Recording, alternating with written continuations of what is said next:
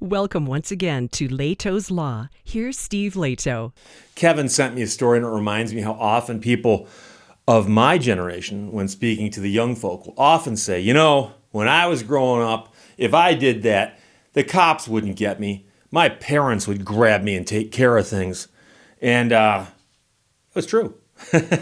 So people say, oh, how times have changed. Well, once in a while you get a bright spot in the news like this. From Fox News, a mom of Chicago train robbery suspect recognizes him and drags him to the police station. So they put on the news, we're looking for this guy. Mom recognizes her son and goes, that's my son. Grabs him and drags him down to the police station. He's a Loyola student. He's 18 years old. He's ordered held without bond. And yes, his mom dragged him in. Danielle Wallace wrote the story.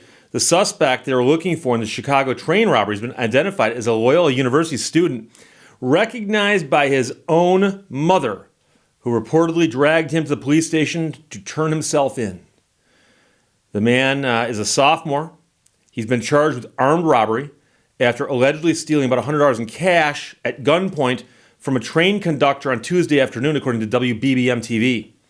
After recognizing photos of the masked suspect, seen glancing at a station security camera that was shared by police and reported by the media, she recognized her son.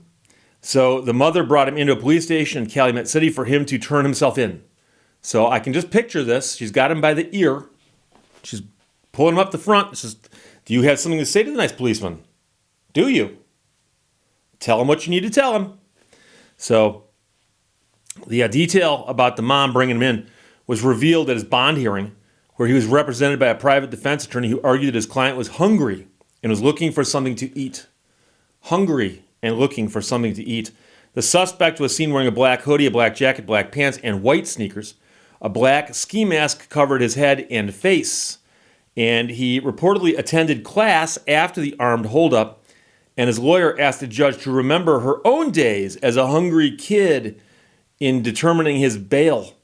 But the Cook County judge ordered him held without bail. That's according to Loyola Phoenix, citing the Cook County State's Attorney's Office. And, one of those things about, remember how hungry you were back then. First thing I'd say is, yeah, but I never robbed anybody at gunpoint to get food. I mean, I've been hungry before. Just trust me on that one. According to one television station, the judge rejected the defense attorney's argument, saying as a hungry college kid, she herself would have never thought to rob somebody, and granted the state's request for no bail. His next court appearance is scheduled for March. The police for the mass transit initially asked the public for help identifying the suspect, spotted in two surveillance photos at the Van Buren station in downtown Chicago. As the train pulled into the station around 2:17 in the afternoon, the pictured offender, who was a passenger, produced a black semi-automatic handgun and announced a robbery. He then allegedly proceeded to steal the conductor's cash and fled on foot from the station. One of the photos shows the masked suspect with what appears to be a weapon on the platform. A conductor is seen in the background, still holding his hands up. During an interview with police, the man says that the weapon he displayed was a BB gun, which he claimed to have thrown into a dumpster in an alley afterwards. And he has no prior criminal record, so this is his first. But there's a lot here to unpack. The fact that it is a BB gun versus some other kind of gun is actually pretty much irrelevant. They're both potentially harmful. But the interesting part of the story is that we've often seen that, where security cameras catch a glimpse of somebody. And it might be because they've covered most of their face. Or it might be because the security camera's got a bad angle, or it's got a dirty lens. And I'm always amazed at what happens when you crowdsource a photograph, where you put a photograph on the internet and say, everyone on earth, look at this. Somebody's going to go, I recognize that person. I recognize that car. It happens a lot too. Jalopnik does a lot of stories where there'll be a hit and run, for instance, in front of a store. And a security camera will pick up a portion of the car. And they'll ask their audience, can anybody identify this car? And a lively and spirited debate will break out in the comment section below, where people say, that looks to me like it's a 2018 Sonata. And someone else come back, go, no. It couldn't be 2018 because of this. Look at this. And they'll be posting, they got, and I've seen this in several other places also, but these discussions where people are posting photographs and links going, no, it's this. And finally they narrow it down. And I've seen crimes that got solved because they narrowed it down to some specific car.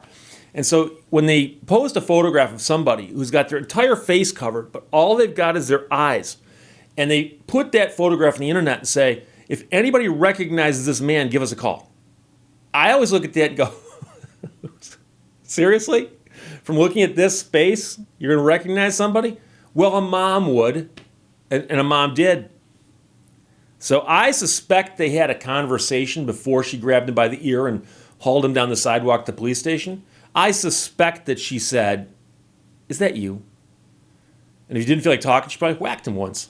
I'm speculating at that. I'm just imagining this discussion with a mother who is so disappointed her son did something that she'll drag him down to the police station and say, here he is. He's now going to face the consequences of what he's done. So for all the people out there who bemoan the fact that our parents raised us differently than parents today, you have to understand, things that hit the news are by their very nature unusual, right? Man bites dog versus dog bites man. I've talked about that before.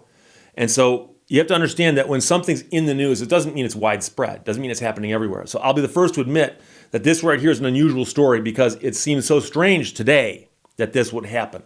But we don't know everything that's happening out there. I'll be the first to admit that also.